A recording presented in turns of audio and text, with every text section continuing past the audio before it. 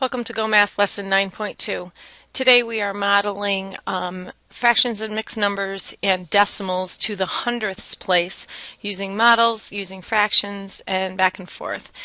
The difference between yesterday and today is that we are moving out to the hundredths place and not just the tens place. So if we take a look at this model for number 5, you can see that one hole is shaded in, and unlike yesterday where our pictures were only divided into 10 sections, these are divided into 100 sections. So if we look at this model, we still have one hole. So as a mixed number, I would put one hole. Now when I look at the second picture, I can see that 1, 2, 3, 4, 5, 6, 7, 8 whole strips are filled in, and then 3. So I know that there are 83 out of those little 100 blocks shaded in. So I have 1 and 83 hundredths. To write that as a decimal, we use our 1 as our whole, our decimal point is the and 83 hundredths comes out two places. The first place was the tenths, remember, the second place is the hundredths. Now for problem number 6, there are no holes, so we don't have a whole number. But if we look, 7 whole strips are shaded in, so that's 70, and 5 is 75 out of 100 are shaded in.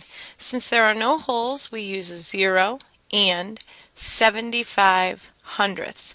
Remember, it's a really good idea to think about hundredths as pennies. You know you need 100 pennies, and this looks like money. This is how we write money, so this would be 75 pennies, or 75 hundredths of a dollar. Using the number line, you can see that it starts at 0, 0 hundredths, and 0 as a decimal, and it is going up in increments of 1 hundredth. So each of those little lines is 1 hundredth. So if I look here, this is going to be 10 1 hundredths, as I'm counting off in tens.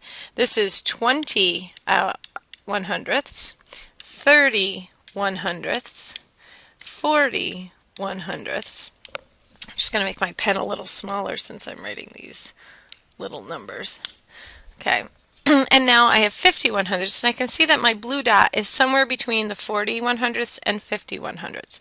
So this is 41, 42, 43, 44, 45, 46, 47 1 hundredths. So as a fraction, it is 47 1 hundredths. And if I was to continue writing these decimals, I would have 10 hundredths, 20 hundredths, 30 hundredths, 40 hundredths, and again my dot is between 40 and 50, and it is 47 hundredths, so 0.47.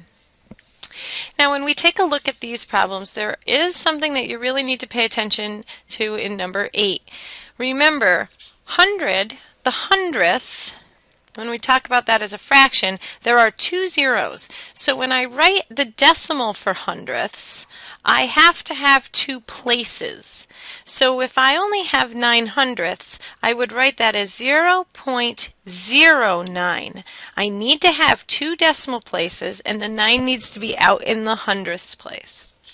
This is 4 and 55 hundredths. This is 0 and 10 hundredths. This is 9 and 33 hundredths, and so on. You can see by looking at number 10 that 10 hundredths, I'm going to write it over here, 10 hundredths being 0.10 and 1 tenth are very similar in the way we write them. We just have that extra 0. They actually have the same value. They are equivalent. And remember, when we reduce fractions, if I have a 0 over another 0, I can cross both of them out. So I actually end up with the 1 tenth and the 1 tenth. Okay? The 0 at the end makes it in the hundredths, and it's just a placeholder when it's on the end like that. I hope these strategies help.